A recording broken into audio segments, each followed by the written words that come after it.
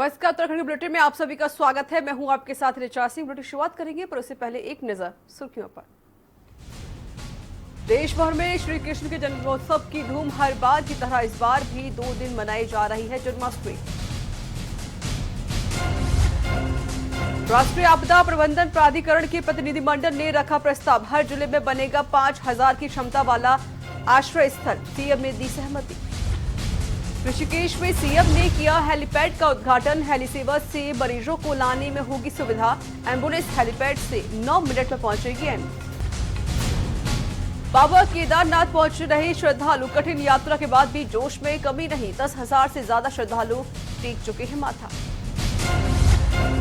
ऋषिकेश में खतरे के निशान पर पहुंची गंगा, टेहरी में 1 दर्जन मकान, गौशालाएं ढही, प्रदेश में 150 से ज्यादा सड़कें बंद। और रुद्रप्रयाग के जखोली में बारिश के साथ टूटा कहर, मलबे से कई मकान क्षतिग्रस्त, आम जीवन भी हुआ अस्त व्यस्त। आप देख रहे हैं के न्यूज, खबरों का सारथी। तो आइए सीधे राजधानी दिल्ली चलते हैं, जहां पर मुख्यमंत्री केजरीवाल प्रेस कॉन्फ्रेंस कर रहे हैं। आइए आपको दिखा देते हैं।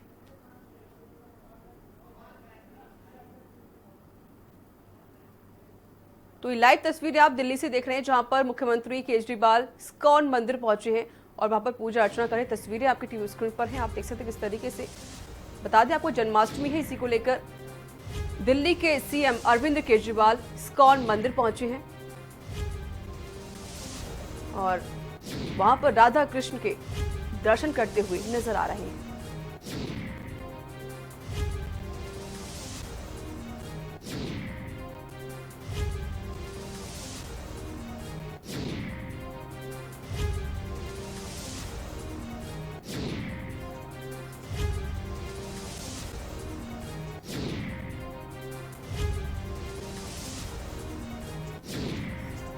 बता दें आपको कि आज कृष्ण जन्माष्टमी है, तो इसी को लेकर मुख्यमंत्री केजरीवाल इस्कॉन मंदिर पहुंचे हुए हैं और पूजा अर्चना कर रहे हैं। तो पिछली बार की तरह इस बार भी जन्माष्टमी 2 दिन बनाई गई।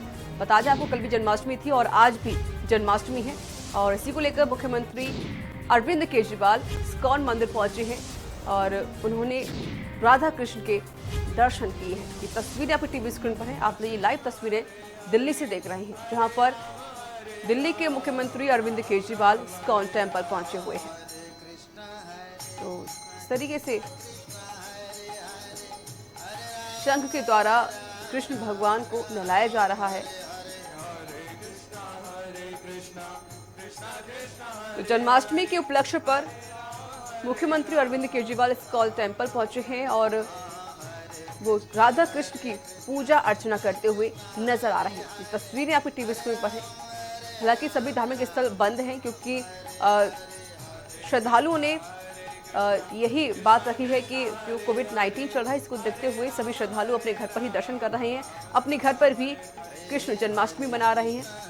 और इसी दौरान मुख्यमंत्री अरविंद केजरीवाल भी इस्कॉन टेम्पल पहुंचे हुए हैं और राधा कृष्ण को नहलाते हुए शंख के द्वारा नजर आ रहे हैं।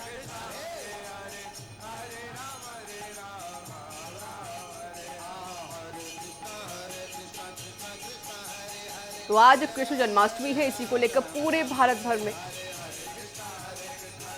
बड़े ही हर्षोल्लास के साथ जन्माष्टमी मनाई जा रही है। लेकिन धार्मिक जो स्थल है वहां पर जाने के लिए मना किया गया, क्योंकि कोविड-19 की वजह से मना किया गया। लेकिन फिर भी सभी श्रद्धालु अपने घर पर ही पूजा अर्चना करते हुए आज नजर आ रहे हैं। लेकिन अरविंद केजरीवाल इस्कॉन टेम्पल पहुंचे हैं और उन्होंने राधा कृष्ण को नहलाया, उनकी पूजा अर्चना की, उनके आगे मत्था टेका। तो कृष्ण जन्माष्टमी के मौके पर मुख्यमंत्री अरविंद केजरीवाल इस्कॉन टेम्पल पहुंचे हुए हैं।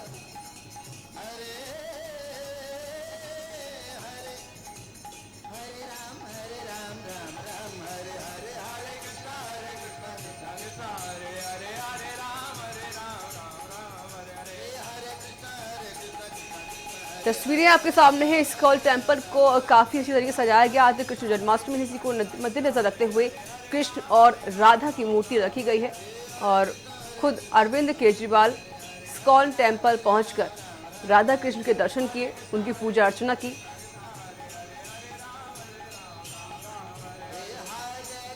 हालांकि पहले जैसा नजारा तो नहीं दिखा, क्योंकि कोविड-19 की वजह से सभी धार्मिक स्थल बंद कर रखे हैं। लेकिन साथ ही साथ श्रद्धालुओं से अपील की गई है कि आप सभी कृष्ण जन्माष्टमी घर पर ही मनाएं। ये सीधी लाइव तस्वीरें दिल्ली से आप देख रहे हैं, जहां पर मुख्यमंत्री अरविंद केजरीवाल इस्कॉन टेम्पल पहुंचे हुए हैं और पूजा अर्चना करते हुए नजर आ रहे हैं।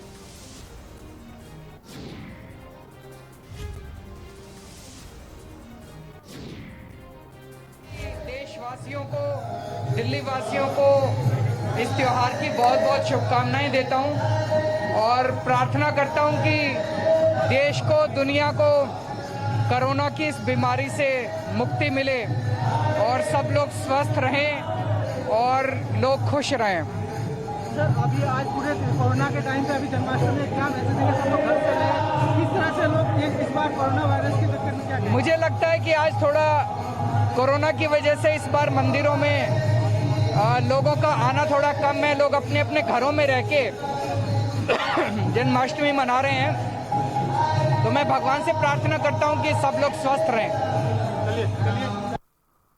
तो आप यहां पर सीएम अरविंद केजरीवाल को सुने तो उन्होंने कहा कि मैं सभी लोगों से अपील करता हूं कि सभी लोग जन्माष्टमी घर पर बड़ी ही सादगी के साथ मनाएं। चलिए खबरों में आगे बढ़ते हैं। उत्तराखंड में कोरोना वायरस के मामले लगातार बढ़ते जा रहे हैं। राज्य में कोविड के 411 नए मरीज मिले हैं।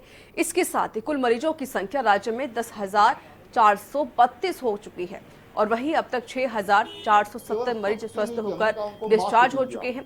बढ़ते मामलों पर मुख्यमंत्री त्रिवेंद्र सिंह रावत का कहना है कि राज्य में कोविड के केस जरूर बढ़ रहे हैं, लेकिन स्वस्थ होने वाले भी मरीजों की संख्या लगातार बढ़ती जा रही है, यानी कि रिकवरी रेट लगातार बढ़ता जा रहा है। इस दौरान मुख्यमंत्री ने कहा कि राज्य सरकार का उद्देश्य लोगों से जुर्माना वसूल करना ही नहीं, बल्कि सरकार ने मास्क न पहनने पर जुर्माना जरूर लगाया है। इसके साथ ही लोगों को मास्क भी दिए जा रहे हैं, जिससे कोरोना के संक्रमण को रोका जा सके।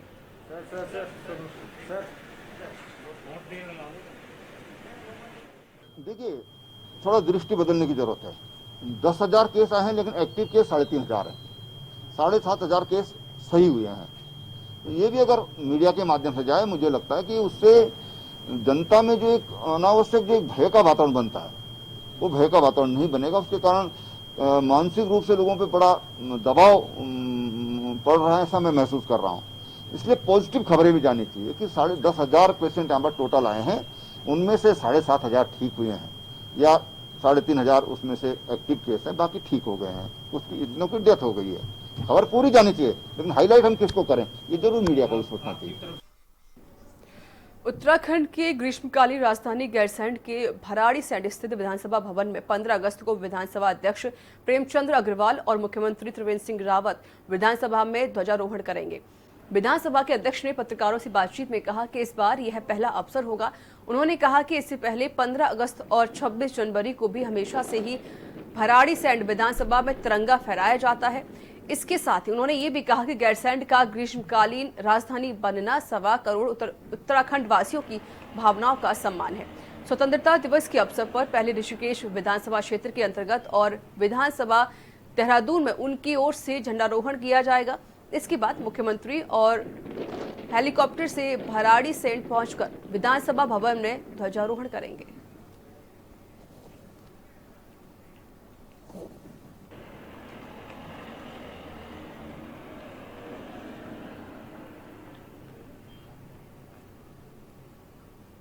और मैंने उनसे कहा है कि ग्रीष्मकालीन राजधानी घोषित होने के बाद हम एक कार्यक्रम वहाँ जरूर करें, क्योंकि ये पहला स्वतंत्रता दिवस 15 अगस्त का जो आ रहा है, और मुख्यमंत्री जी ने हामी भी भरी है, क्योंकि उस दिन अनेकों कार्यक्रम रहते हैं। आप समझ सकते हैं कि मेरे यहाँ विधानसभा में है, मेरे यहाँ ऋषिकेश में है, डोईवाला में है, अनेकों स्थानों में मुझे भी जाना होता है, माननीय मुख्यमंत्री को भी जाना होता है। लेकिन उसके तुरंत बाद हम लोग गैरसैंण में हम जाएंगे और ये भी भगवान से प्रार्थना करूँ उस दिन मौसम ठीक रहे, चूँकि हेलीकॉप्टर से ही जाया जा सकता है और कोई रास्ता जल्दी से नहीं होगा।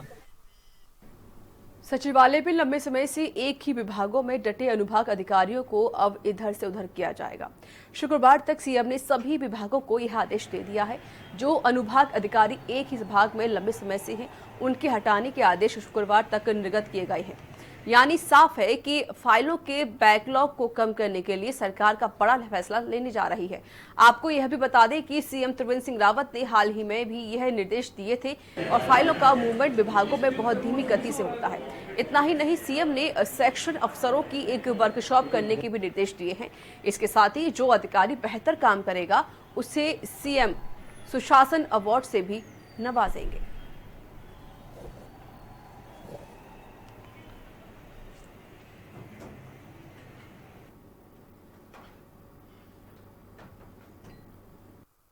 कुछ विभागों में तो स्पष्ट निर्देश दिए गए हैं कि शुक्रवार की सायंकाल तक जिनको लंबा समय हो गया है अनुभागों में, उनको हटाने के आदेश शुक्रवार तक निर्गत कर दें। दूसरी बात, देखने में समीक्षा में ये आया कि जो हमारा सेक्रेटरीट मैनुअल है उसमें सामान्यतः हर चीज जो हम चाहते हैं उसमें वो है। जो लोग काम नहीं करते हैं उन पर एक्शन होना चाहिए, उन पर कार्रवाई होना चाहिए। जनता के हितों के साथ खिलवाड़ करने का अधिकार, चाहे छोटा कर्मचारी हो, अधिकारी हो या कोई भी हो, उसको जनता के हितों के साथ खिलवाड़ करने का कोई अधिकार नहीं है। डोईवाला विधानसभा के रामनगर डांडा के ग्राम 18 वर्षों से सड़क निर्माण की मांग कर रहे हैं, लेकिन मुख्यमंत्री की विधानसभा होने के बावजूद और राजधानी में मात्र 18 किलोमीटर दूर स्थित इस गांव के निवासी बदहाल सड़क पर चलने को मजबूर हैं, जबकि यह क्षेत्र शहीद नरपाल सिंह के नाम से भी जाना जाता है। इसके बावजूद ग्रामीण 18 वर्षों से सड़क बनने का इंतजार भी कर रहे हैं। ये रिपोर्ट देखिए।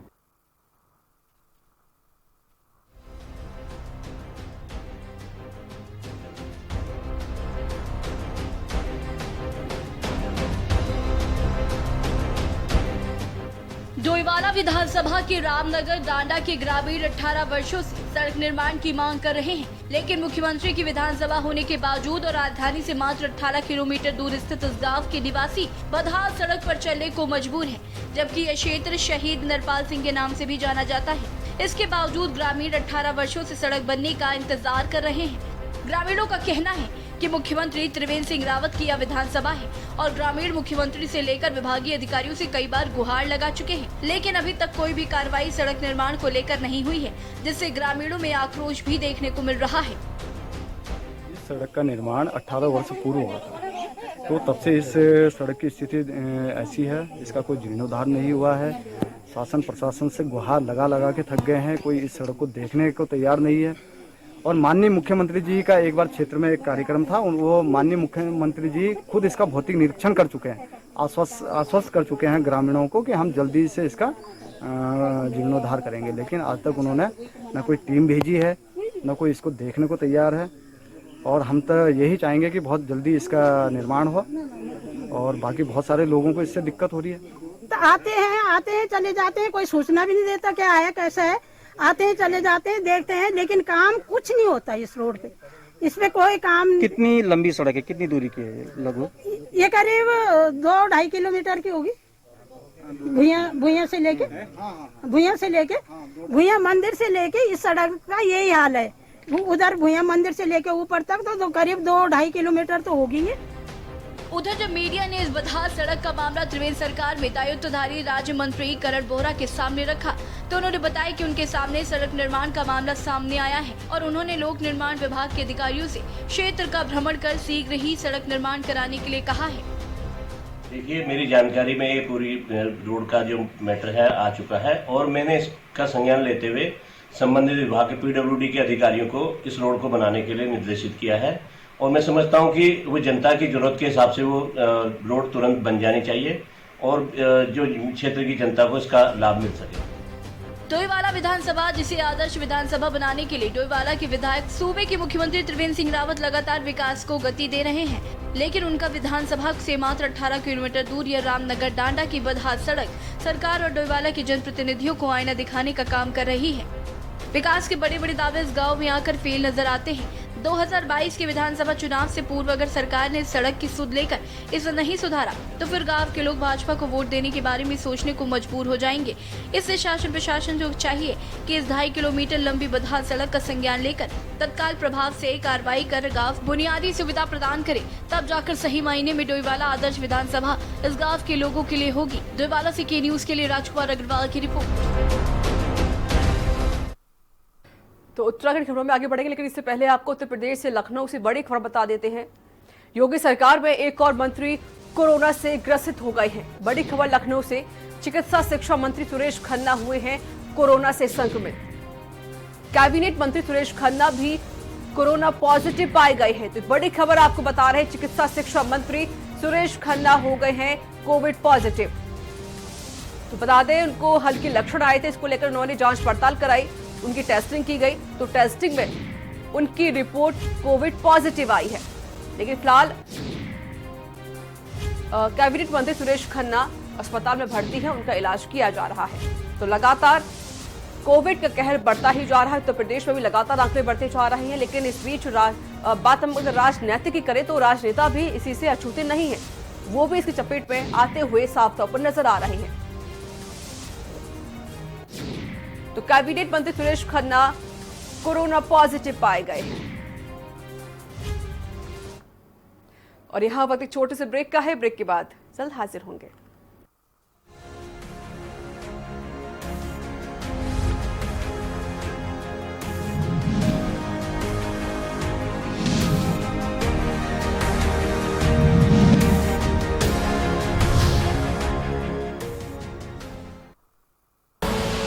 आप देख रहे हैं के न्यूज, खबरों का सारथी।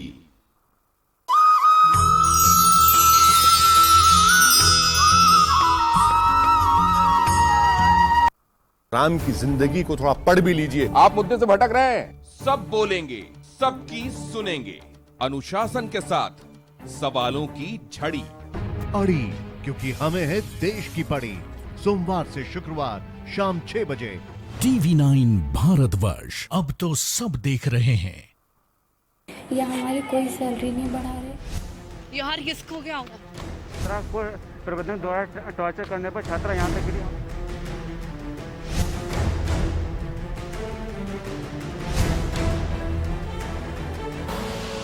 आप देख रहे हैं के न्यूज, खबरों का सारथी।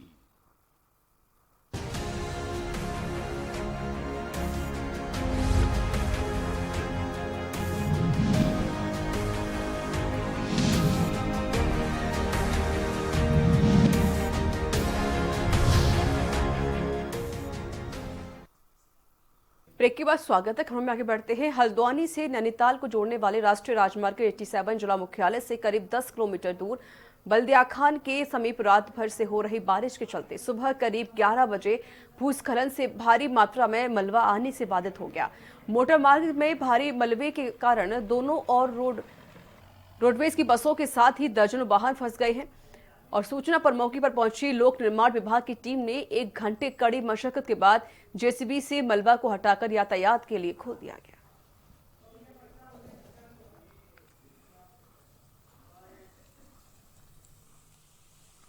ये लगभग 10:30 से 11 बजे की बात है। सूचना आई थी 24 जूली कोर्ट में कि लैंडस्लाइड हुआ है बल्दिया खान के पास। तो तत्काल जो है एनएच के अधिकारियों से वार्तालाप की गई और जूली कोर्ट से जेसीबी भिजवाई गई। पीडब्ल्यूडी के विभाग के कर्मचारी भी यहाँ पे मौजूद हैं, पुलिसकर्मी भी मौजूद आए। हम लोग ने भी सब लोग ये मलबा हटवा के ट्रैफिक जो जाम लगा था उसे खुलवा दिया। गदरपुर पुलिस को बड़ी सफलता हाथ लगी है। बताया जा रहा है कि पुलिस ने 2 बाइक सवारों के साथ 40 लीटर शराब पकड़ी है, जिसके तहत उन दोनों पर सुसंगत धाराओं में कार्रवाई की जा रही है।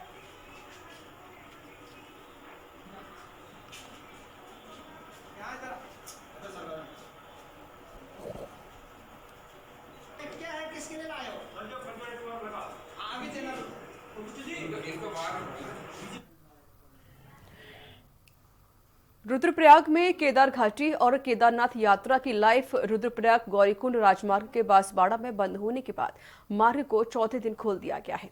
यहां पर भारी मलबा और बोल्डर आने से राजमार्ग बंद हो गया था, जिसे काफी मशक्कत के बाद खोल दिया गया है। इसके अलावा अन्य 4 जगहों पर भी बंद पड़े राजमार्ग को आवाजाही के लिए सुचारू कर दिया गया। राजमार्ग के खुलने के बाद केदार घाटी की जनता और केदारनाथ जाने वाले तीर्थयात्रियों ने राहत की सांस ली है, जबकि केदार घाटी में आवश्यक वस्तुओं की आपूर्ति की जा रही है। आपको बता दें, केदार घाटी में लगातार हो रही बारिश के कारण जनजीवन अस्त व्यस्त हो चुका है, जहां ग्रामीण इलाकों में मूसलाधार बारिश से खेत खलियान आवासीय भवनों को नुकसान पहुंच रहा है। तो वहीं रुद्रप्रयाग गौरीकुंड नेशनल हाईवे भी जानलेवा बना हुआ है। हाईवे के कई जगहों पर आवागमन करना किसी खतरे से खाली नहीं है। हाईवे के बांसवाड़ा में पहाड़ी से लगातार आ रहे मलबे और बोल्डर गिरने से राजमार्ग को 14 दिन खोल दिया गया।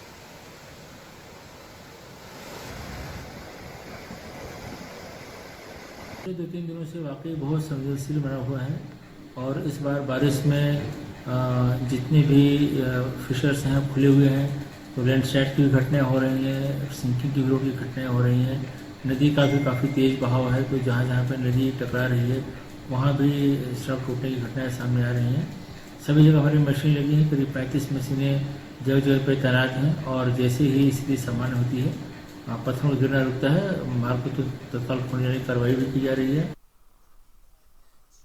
विश्व पर्यटक स्थल जो पिछले वर्षों गुप्ता बंधु की ओर से 100 करोड़ रुपए की शादी से चर्चा में रहा, फिलहाल वीरान पड़ा हुआ है। पहाड़ों में स्थानीय लोगों के रोजगार का जरिया पर्यटन व्यवसाय से भी जुड़ा हुआ है। होटल, वाहन, अन्य व्यवसाय पर भी इस साल कोरोना संकट की मार पड़ी है। बात पर्यटक स्थल की करें तो यहाँ सन्नाटा पसरा हुआ है। ये रिपोर्ट देखिए। लॉकडाउन से भारी आर्थिक नुकसान, पर्यटन पर पड़ी कोरोना की मार, विश्व पर्यटन स्थल औली हुआ वीरान, औली की वादियां पर्यटकों बिन लग रही वीरान। वर्ष भर पर्यटकों से गुलजार रहने वाला औली बुग्याल को कोरोना का ग्रहण लगा हुआ है। अनलॉक शुरू होने के बाद भी औली की वादियां पर्यटकों बिन लग रही बेजान। इस दौरान साहसिक पर्यटन, ट्रैकिंग व्यवसाय, तीर्थाटन, प्रकृति पर्यटन व्यवसाय करने वालों का रोजगार भी ठप हुआ है। कोरोना संकट से क्षेत्र का पर्यटन उद्योग पटरी से उतर गया है। पिछले 6 महीने से जोशीमठ क्षेत्र में तमाम तरह के पर्यटन गतिविधियां जो संचालित की जाती थी, वो बिल्कुल हंसिए पर है। कोरोना संकट ने पूरा पर्यटन व्यवसाय की कमर तोड़ के रख दी है और सभी लोग जो है, जितने एडवेंचर और ऑपरेटर यहाँ जोशीमठ क्षेत्र के छोटे से लेके बड़ा, वो जो है कोरोना की मार से इतना टूट चुका है कि अपने ऑफिसों में ताले लगा के घर में बैठने को मजबूर है। GMBN के औली स्की रिजॉर्ट सहित नंदा देवी इको हट को पर्यटकों का इंतजार है।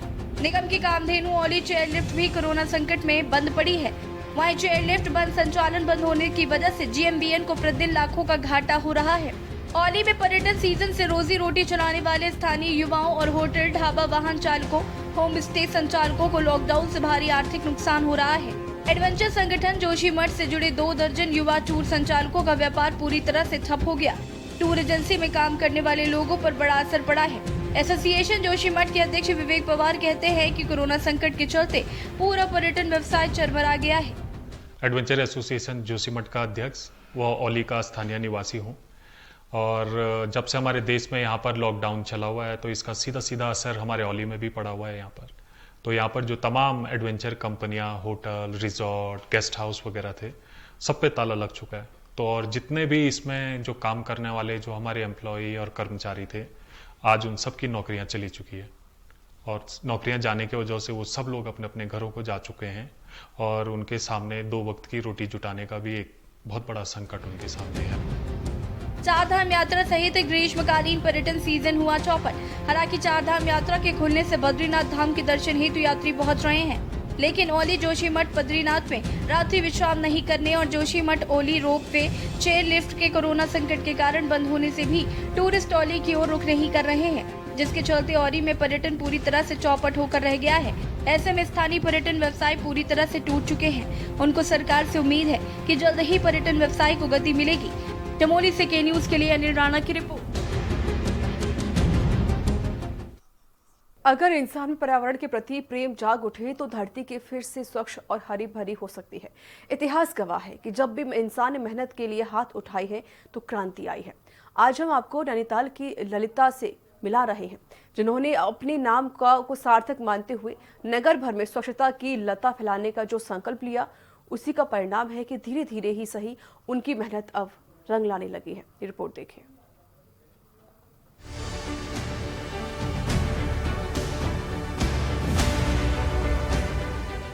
अगर इंसान में पर्यावरण के प्रति प्रेम जाग उठे तो धरती फिर से स्वच्छ और हरी भरी हो सकती है। इतिहास गवाह है कि जब भी इंसान ने मेहनत के लिए हाथ उठाए तो क्रांति आई है। आज हम आपको नैनीताल की लतिका से मिलवा रहे हैं, जिन्होंने अपने नाम को सार्थक करते हुए नगर भर में स्वच्छता की लता फैलाने का जो संकल्प लिया, उसी का परिणाम है कि धीरे धीरे ही सही उनकी मेहनत अब रंग लाने लगी है। दरअसल लतिका शाही नैनीताल की रहने वाली हैं। नैनीताल की खूबसूरत वादियों से उन्हें जितना लगाव है, उतना ही प्यार शहर ने उन्हें दिया है। हमेशा से लतिका यहाँ के लिए कुछ करना चाहती थी। उन्होंने 2018 में शहर में लगने वाले नंदा देवी मेले में भंडारे के बाद बचे खाने व पत्तलों को उठाकर उनकी कंपोस्टिंग करवाई। धीरे धीरे उन्होंने अपने साथ कुछ लोगों को जोड़ लिया और टीम बना दी। 2019 में उन्होंने शहर भर में मेरा कूड़ा मेरी जिम्मेदारी का नारा देकर जागरूकता अभियान की शुरुआत करी। 2020 में कोरोना काल में नैनीताल के डीएसए मैदान में भी सब्जी मंडी लगने लगी। मंडी में सड़ी गली वेस्ट सब्जियों व उनके कूड़े के निस्तारण को डीएसटी डिपार्टमेंट के साइंस एंड टेक्नोलॉजी से एक छोटा सा प्रोजेक्ट लिया और काम शुरू कर दिया।